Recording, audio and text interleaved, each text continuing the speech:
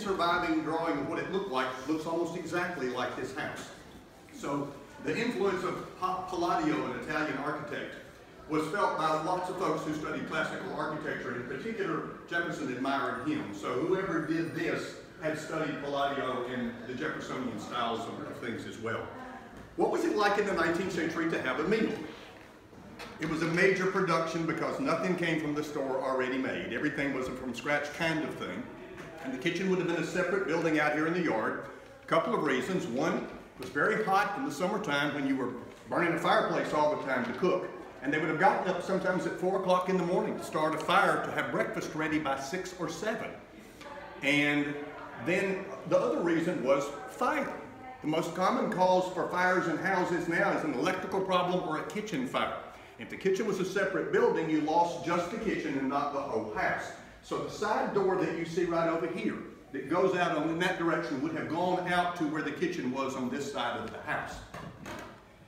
We aren't used to multi-course meals now like people ate in the 19th century. This table is set up for a dinner meal, an evening meal of 6 courses. The one exception that's not appropriate for the period is what you see in the middle of the table, and I did it as a showpiece because people are going to stand up and walk around the table. What you would have done is you would have used a low bowl like this. You would have had something that people could have spoken across. You would not want to interrupt conversation. When I did the table last year, I did a funky, modernistic, tall glass face up here, and the flowers were up here, and you could see through the bottom of it.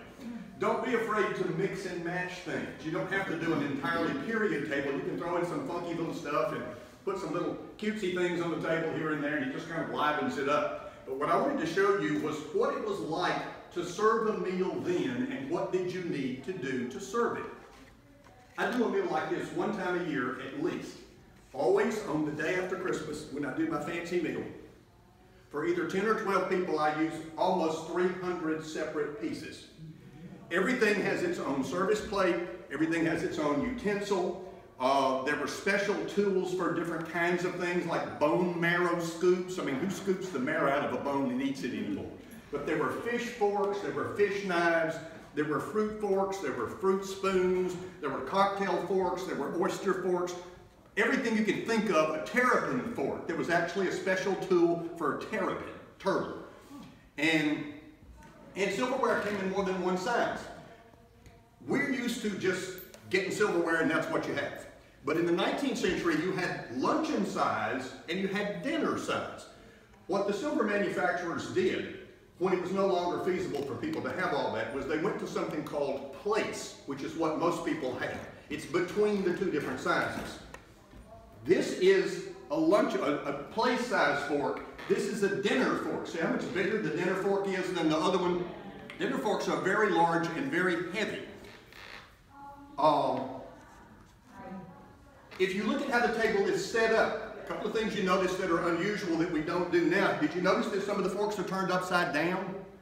The reason for that is, on a pattern that's very elaborate, this is Francis I by Reed and Barton. On a pattern that's very elaborate, sometimes the piece is perfectly finished on the back as well.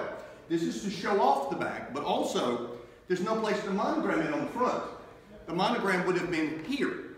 And to turn it upside down showed your guest that your pattern was fully in the round finished, plus it showed the monogram on the back side as well. Okay, let's start with course number 1. First of all, the set of china is Austrian. I found this at an estate sale in South Alabama probably 10 years ago. And it's the most complete set of antique china I've ever seen with all the serving pieces still with it. All the covered pieces would have been important because bringing food from outside would have gotten cold on the way in. So everything was kept covered, kind of like when you get your food in the hospital and there's a little thing over the top of it when they bring it to you. Everything was kept covered to try to keep it warm. In some houses, there was a butler's pantry where they rewarmed things and put them onto a hot plate before they were brought into the dining room. This house doesn't have one, but lots of houses did. This has a full nest of platters. The biggest one is here, and then all the other ones here all fit into that one, so they get smaller and smaller and smaller until we get down to the smallest one on the table over there on that side. But usually you don't find a full set of them still intact. This little piece is a butter pat. A single little butter pat was put on here, or a roll of butter, or a curl of butter. If you served a curl of butter, it was a special little tool that had a corkscrew on the end of it called a butter pick. And you stuck it in the little ball and laid it on the little thing, and it sat next to your place. I've shown the place setting with a bread and butter plate. You would not have used this if you had this, because the butter and the plate and the roll would both been on this same plate. I just put them out for you to see what they looked like. Lots of antique sets of china have the little butter pat dishes with them. I don't know a single pattern now that still makes them. I have one set of Rosenthal china from the 40s that butter pats came with it, but most sets now don't include that. It's a separate piece. They just have a bread and butter plate.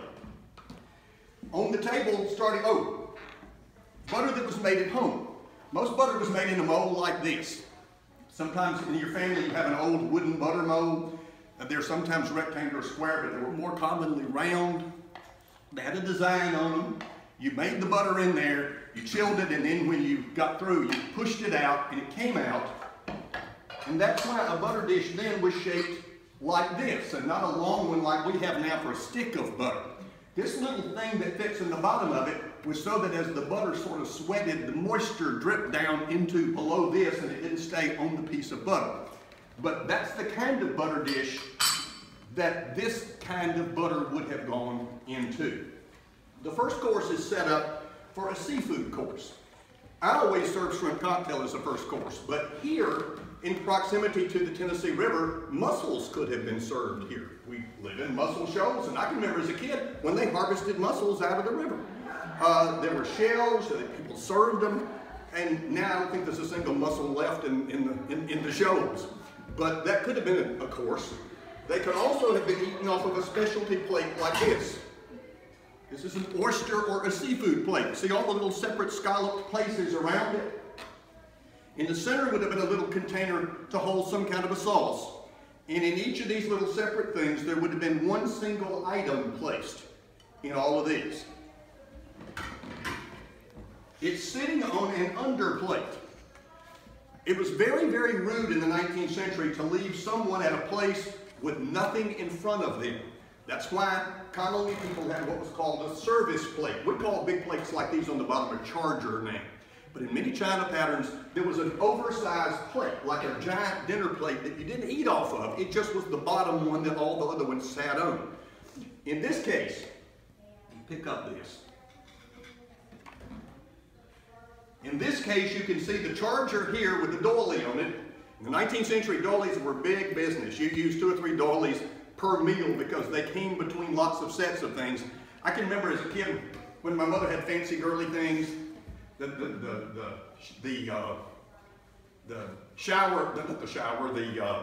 ladies' clubs who came for tea and refreshments. Lots of times you had a little doily on a little plate and you served the stuff, and you don't see it now much except when caterers do a fancy meal, but it was commonly used as a table additive. The dinner plate was then placed on top of that, and oftentimes there were double sets of these. There was the one that was here for you to look at, but before the meal was served, over here in front of the fireplace, there would have been a little receptacle with a door on the front, open on the back with shelves, and plates would have been in it. Plates were warmed because when you put the hot plate in front of someone and you took the food from the container and put on it, it sort of warmed it up again a little bit. Kind of like you go to a Mexican place and you eat the fajitas in the hot pan. It was that kind of principle so that the dish was warm enough to make your food not be clammy and cold. They would remove this plate if it was a served meal, and as they picked it up, they would put down the plate that they had put the food on to. So there'd always be the service plate here, and then it would be replaced with the plate we were going to eat off of. Each thing that was taken from the table had an underplate. So when this one was taken, this one would go with it. And do you see where the spoons are on the table? The forks always go normally to the left-hand side, except in the 19th century, a cocktail fork could go on the right if it was placed in the bowl of a spoon. So that's why it's at that odd little angle that you see all the way around the table. This is the fork that would have been used with this course, and then this would have been taken away. Okay, the next course would probably have been a soup course. So you see the soup bowl here, very shallow because they're not trying to fill you up. If you're having 6 courses for a meal, You couldn't have very much at one single course, so you wouldn't be hungry by the time the end of the meal came. My sister and I wondered what we were going to do in 1999 when the century changed. And we thought, oh, do something special. So a couple of years ahead of time, I thought, why don't we have a really fancy blowout dinner? And I found a dinner menu from 1899 on the turn of the century. And we said, okay, let's copy what they did. Was it 11 courses? It almost killed us. It went on forever. We were going to have a toast at midnight. Well, we were only on course 9 by midnight, so we stopped and had the champagne and had 2 more courses yet to go. But there was a fruit course. There was a cheese course. Then we went on and on and on. There were dinners that had 20+ courses in the 19th century. A 16-course dinner was not uncommon in the 19th century. Sometimes a meal lasted 3 to 4 hours. It was a very special occasion.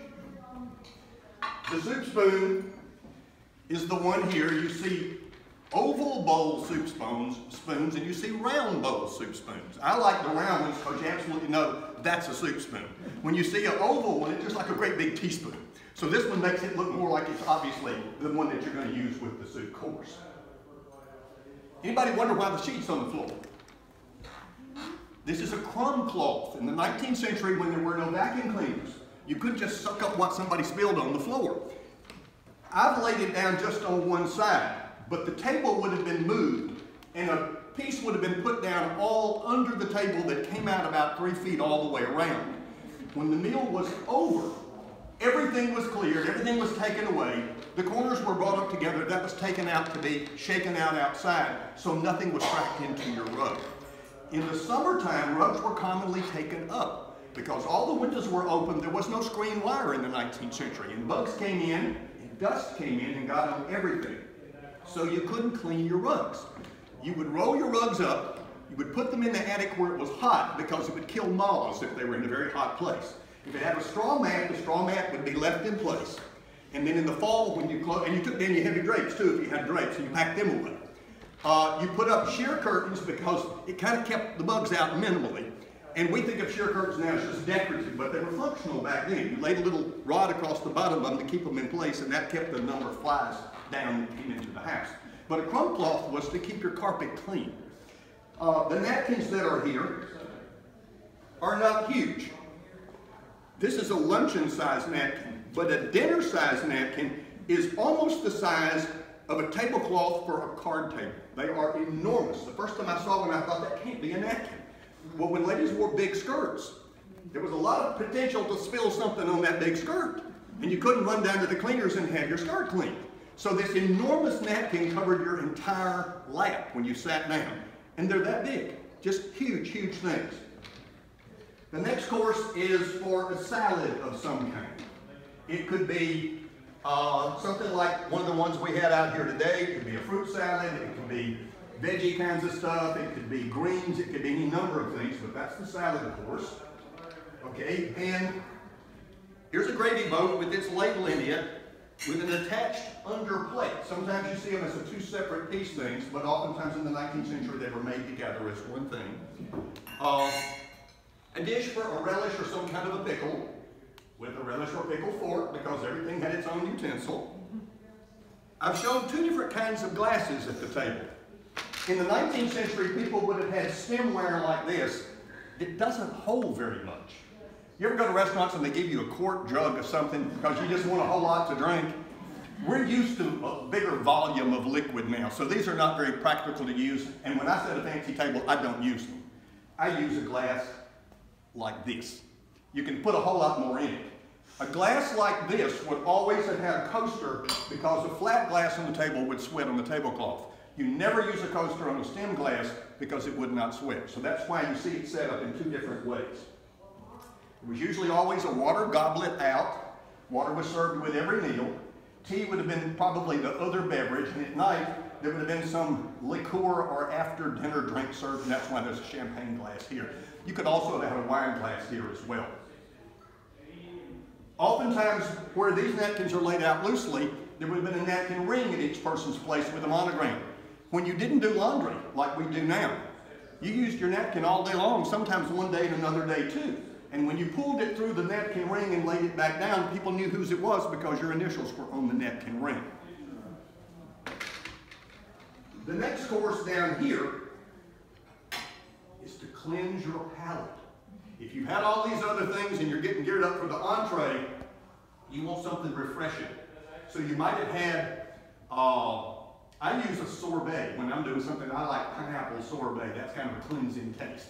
But anything that has that kind of texture might have been served. And people oftentimes in the 19th century had an ice house. They had, in the wintertime, gone to where creeks or rivers froze and gotten giant blocks of ice and brought them back. They had dug a great big pit in the ground, lined in bricks, and placed all these blocks of ice down in it. It was then covered with an insulated roof.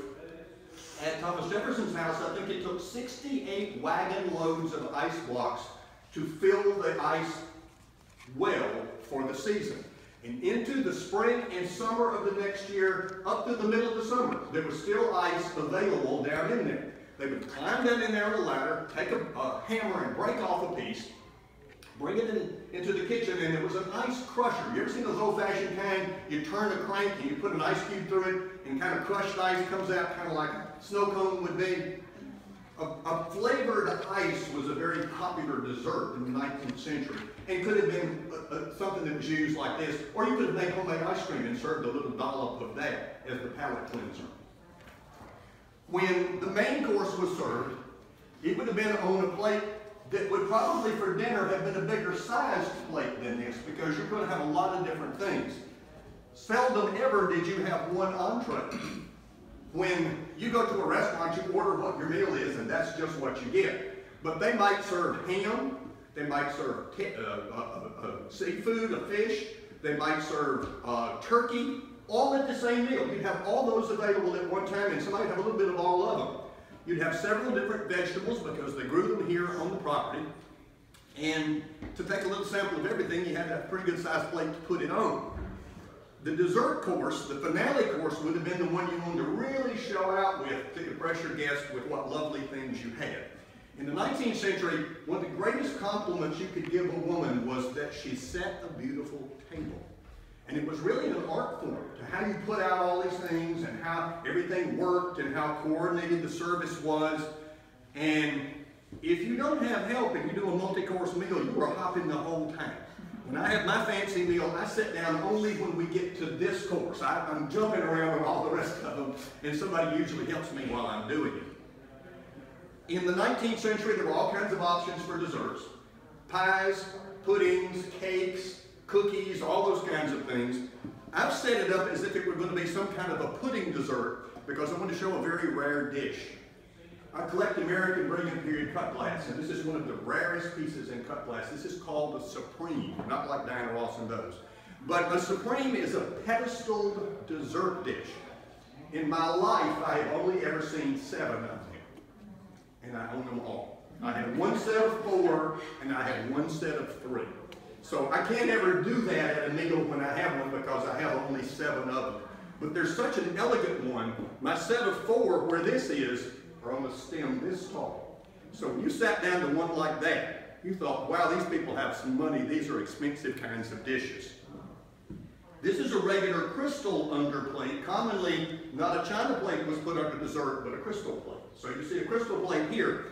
This is like just your routine crystal plate. This was your real fancy crystal plate. This is American Brilliant Period cut glass. This was a blank piece of glass that was hand cut. Somebody sat down on a spinning wheel and did every single turn of this piece to cut every single piece that you see on it. When you feel cut glass, it has a rough feeling.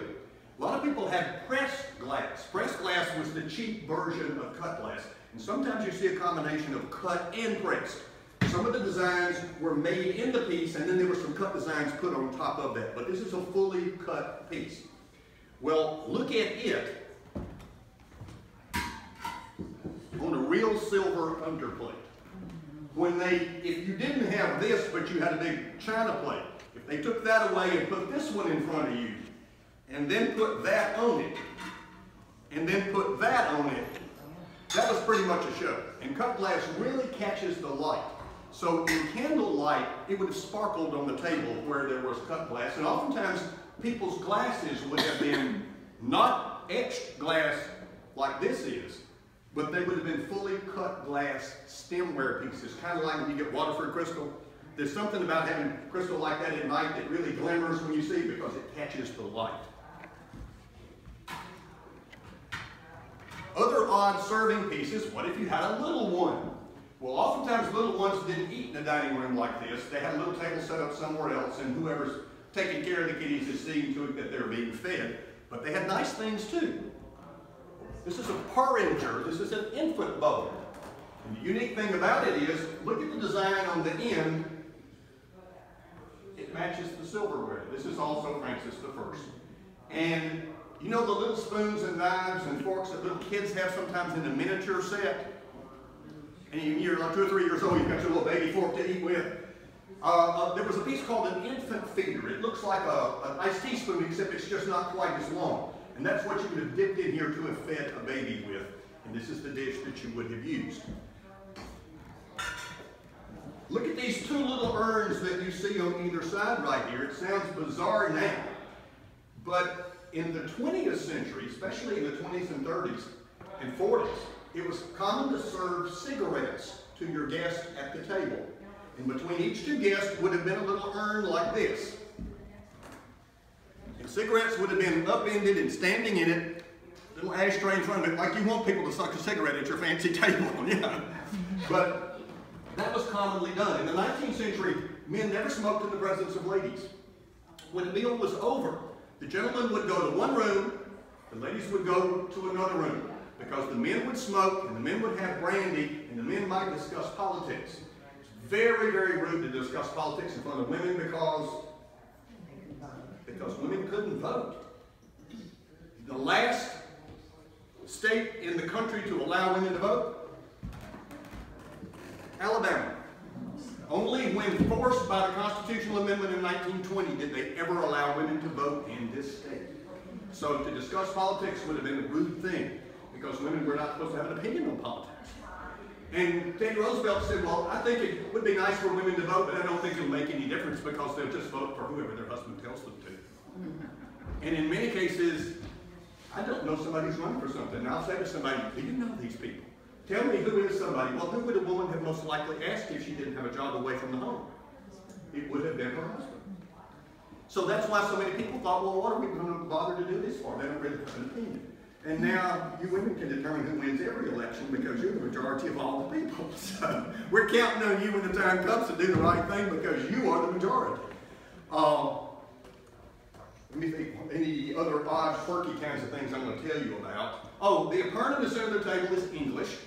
In the little bowls, we put candy, but you might have put candied fruits there. There might have been nuts there. And in each place, you see a little bitty bowl. This is an individual nut dish. These are all Francis I. They all match the same pattern. The unusual thing about this set, this is sterling silver. It's just dipped in gold. In the 19th century, this was the most expensive thing you could have on your table. It's a French term for a meil, V-E-R-M-E-I-L. If you ever see the White House set up for a state dinner, they have gold flatware. It was originally ordered by President James Monroe. You see them set up a table at Buckingham Palace for a fancy dinner. It's always done in gold ware. It takes them 3 days to set the banquet table up at Buckingham Palace for a dinner. It's such a complicated meal even today. I allow a couple of days to set up a table. Because lots of times there's something I'll forget. It's like, oh, well, I didn't do this or I didn't do that. One time I forgot to put the napkins out. People sat down at the table and it was like, oh, Lord, the napkins are over here. I never got them on the table. So it takes a while to put all the stuff out. At formal things, usually there is an assigned place. You have your little place card that tells you that's where you're supposed to go. Of course, the head of the house would have sat at one end. The hostess of the house would have sat at the other end. The ranking female guest would have sat to the right of the host. The ranking male guest would have sat to the right of the hostess. We still see that if you were at the White House for a fancy meal and there were a visiting head of state. The other head of state, if it was a man's wife, would sit next to the president. The president of the United States, his wife would sit next to the head of state of the other country. We have so many female heads of state now. I don't know how they juggle that up, how they do all that anymore. But it was very strict protocol about who sat where. And the closer you sat to the host, the more honored you were as the guest. This table is set up only for 6. You could have had a table in this room turned on the diagonal, and you could have set up a table in this room and seated 16 people at one time. Or you could have had 2 tables parallel this way with 10 and seated 20 people at one time. And when you had a house party, it was not uncommon to have that many guests come at one time. That's why sometimes sets of china from the 19th century were huge. At my school, we were sitting in the dining room one day, and the ladies were talking about their dishes, and I was the only guy at the table. And when I got service for 8, I got service for 12, and so one leaned over to me like Willie to include you in the conversation and said, "Well, George, do you have fine china?"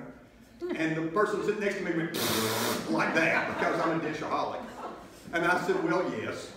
And they said, "Well, do you have service for 8 or service for 12? And I very calmly said, "In what pattern?" And the woman said, "Well, in your primary pattern, I guess." And I said, "Oh, in that pattern, I had service for 36.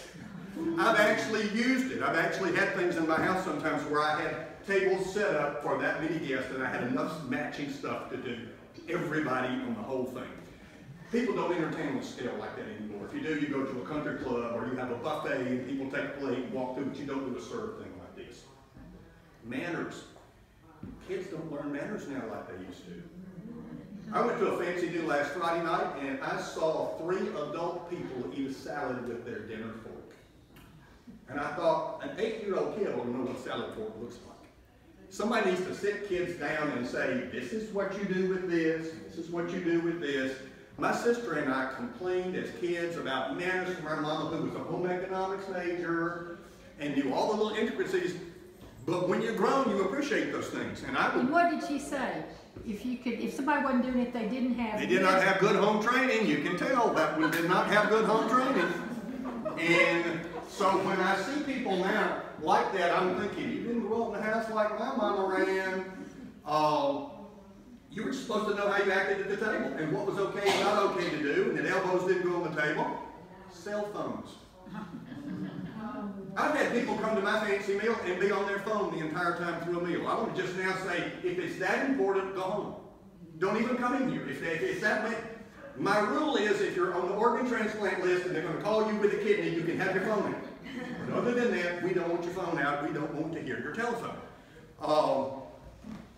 You should know what utensil to use for what course, and little kids should be taught those kinds of things, and at least one time a year you ought to have something in your house so they know this, because when they're an adult, they're going to go to a country club, they're going to go to a board meeting. I supervised student teachers when I was a graduate student at Auburn, and I would tell them before they went out for interviews, if they ask you to lunch, it's not because they wonder if you're hungry.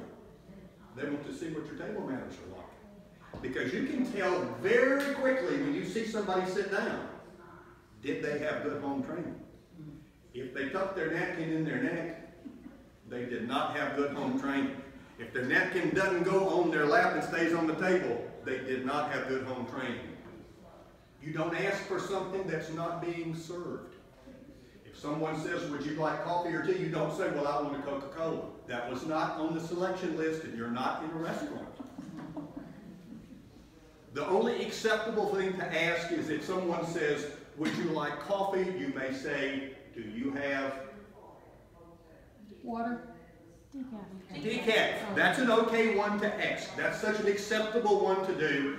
I saw Ronald Reagan and Nancy Reagan one time with Queen Elizabeth in a little clip on TV on the Royal Yacht Britannia, where she was hosting a meal. And the Queen said, "Would you like to have coffee?" to Mrs. Reagan. And she said, "Oh, do you have decaf?" Queen turned around immediately and said, "Of course we do. He'll be right here with it." So that is an okay thing to ask. But other than that, no, whatever they have is what you get. And if kids are picky, then they just sit there at a plate and pick and don't get something else. Nobody brings them a McDonald's sack and puts it on the table. Fancy dinner that I went to last Friday night. Sit down, served meal for 35 people. People brought canned drinks to the table and sat on the table that looked like this. I thought, I'm going to have a stroke watching this. All the days and all the setting and all the doing, and somebody brings that to a table. No, you can at least pour it into your glass and send the can away. But don't ask for something that's not being served. Salt and pepper were always on the table. You see them at both ends of the table, so I've been passed so far. I have 3 sets of silver. This is Strasbourg. The ones at the other end are Prelude. by International, which was my mother's pattern, and this is Francis I. This is the most complete service ever made in America by any silver manufacturer. This pattern was made in about 1907. It's been used by 4 different presidents, and it has the most serving pieces of any pattern ever created. I think there are almost 280 different serving pieces in just this one single thing. Real quick, let me finish up with other serving pieces. You might have had this in China as well as in silver. This is a biscuit jar. Not a biscuit like from Hardee's in the Morning biscuit, but more like a shortbread biscuit. If you see a flat container with handles on it, that was called a cracker jar. People mix up biscuit jars and cracker jars, but it's the height.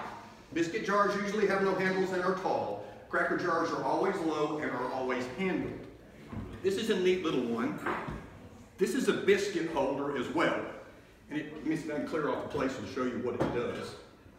I'm going to put it right here so I can make it do what it does. It lifts up and opens. That's so flies won't get on your biscuits while it's open. It's got a covering over the top with little vent holes in there. And when you're through, you close it up. That drops down in the middle. And the 2 sides close up. It makes this neat little thing to sit on the side. I have one famous piece. Oh, one story about this china. In all the years I owned it, I used it only one single time. I was always afraid I'd break a piece. So, a kidney, is somebody getting a kidney? It's out there. A few years ago, I decided to give it to the Copper County Landmarks Association so it would always be here. And I wouldn't have to haul it every year when it came from Gadsden. It could just live here. But I collect Gone with the Wind things. And I had one time as my house guest Mickey Kuhn, who's Bo Wilkes in Gone with the Wind. The only 2 people still alive whose names appear in Gone with the Wind are him, he's 86, and Olivia de Havilland, who on July the 1st will be 103 years old. And I had breakfast at my house one day, and Mickey was my guest. And it was the 75th anniversary that morning of the world premiere of Gone with the Wind, and in my house, he ate one of these dishes. So that's the one time I ever used them. Then a friend of mine in Texas who collects fabulous things too, there was an estate sale of things, sometimes they're living estate sales of people who are still with us.